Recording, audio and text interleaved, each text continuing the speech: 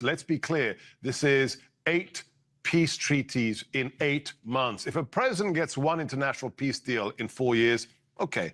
If he gets 2, hey, that's historic. We've had one a month for 8 months, and this is the biggest. So yes, the psychological exploitation will likely continue, but they're messing with the wrong president, and at the same time, they're also messing with the wrong prime minister in the form of Benjamin Netanyahu. Do you think that Hamas is going to willingly let down their weapons anytime soon?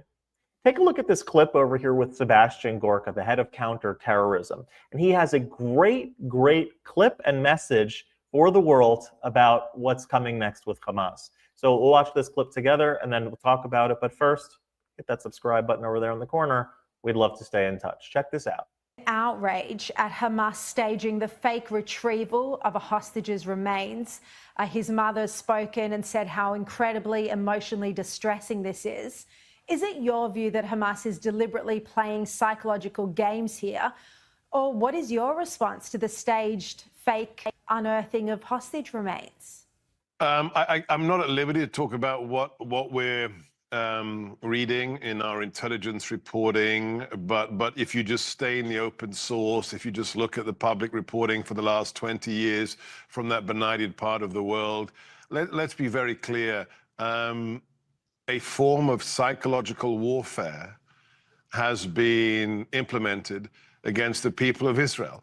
Just this symbol that some asinine, clinically imbecilic morons wear in Hollywood for, galas and award ceremony of this red hand they put on their lapel pin in some kind of, I'm with the oppressed of Gaza, is actually a reminder of the bloodied hands that was shown at a window when an Israeli captive was murdered by these individuals. So whether it's these symbols of, we will torture, we will kill your loved ones, we will keep them in tunnels, we will make them dig their own graves.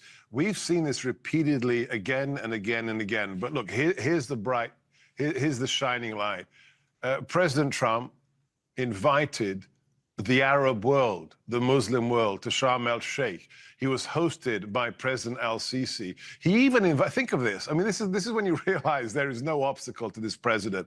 He invited the Ayatollah. He invited the regime of Iran and said, hey, have you had it with us dropping 34,000-pound bombs on your nuclear facilities? Did you have it with the 12 days of Operation Rising Lion before that, before Midnight Hammer?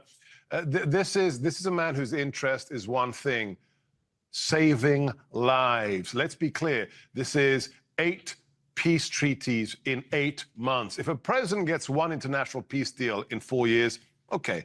If he gets 2, hey, that's historic. We've had one a month for 8 months, and this is the biggest. So yes, the psychological exploitation will likely continue, but they're messing with the wrong president, and at the same time, they're also messing with the wrong prime minister in the form of Benjamin Netanyahu.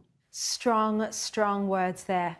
Look, President Trump has said there'd be no American boots on the ground in Gaza, but he does expect other nations to play a role in keeping the peace. You're the counter-terror czar. Do you believe Hamas still needs to be militarily defeated? Utterly and completely, without a question of a doubt. The Hamas, look, don't listen to me. Read their founding charter from the 1980s. It states in its opening paragraph, we are a chapter of the Muslim Brotherhood. The Muslim Brotherhood is the progenitor of every modern jihadi organization, from Al-Qaeda to ISIS to Hamas to Hezbollah, even to Shia organizations, if they believe in global jihad and the need to kill all Christians, all Jews, and all apostates. You have genetic makeup that comes ideologically from the Muslim Brotherhood. So yes, Hamas is about jihad. Hamas is about killing all those who do not ideologically agree with them or enslaving them.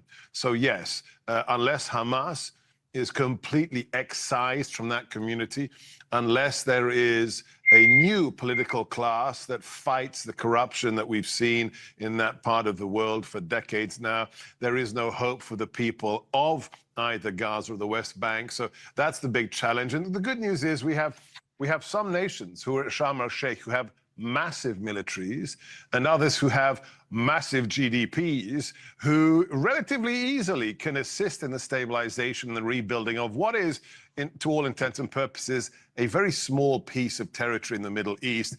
If those nations are serious about the recognition they profited from standing next to President Trump just a few days ago, then it's time for them to pony up. It's time for them to deploy their assets and help bring stable relations to that part of the world. And it's all doable with President Trump. President Trump had this phrase near the end of his campaign before he won for a second time, or should I say third time.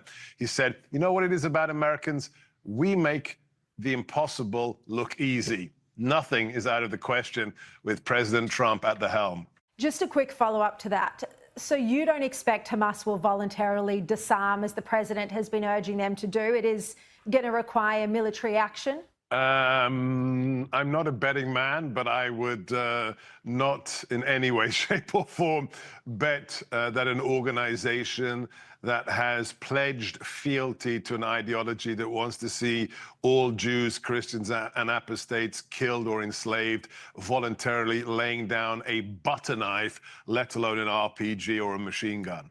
Just wise words, and absolutely true. Hamas has no desire, is not capable of surrendering its weapons because its whole existence is dependent upon the fact of this pseudo-resistance that it has against Israel. And so if there's no weapons to resist with, there is no Hamas. Their founding charter is the destruction of Israel, the destruction of Jews worldwide, and if we're honest, the destruction of the West. That is the ultimate goal. We know that there's a phrase in the Middle East that's often used, that after Saturday comes Sunday, meaning that after we deal with the Saturday people, the people that observe the Sabbath on Saturday, i.e. the Jews, we go to Sunday. Come Sunday, the people that celebrate the Sabbath on Sunday, namely the Christians. It is a battle, a worldwide battle, an ideology that wants to destroy Western civilization as we know it, and replace it with something much more medieval and oppressive and terror-based.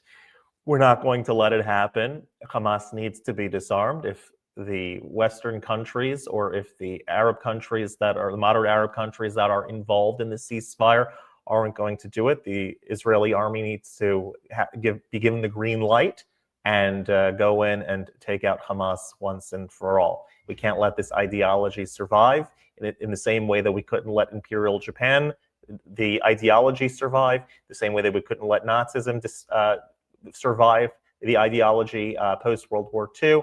The ideology needs to be quashed, destroyed, and thrown into the dustbin of history, and then burned, and then thrown into a ditch and set on fire again. Take those ashes and throw them to the bottom of the sea.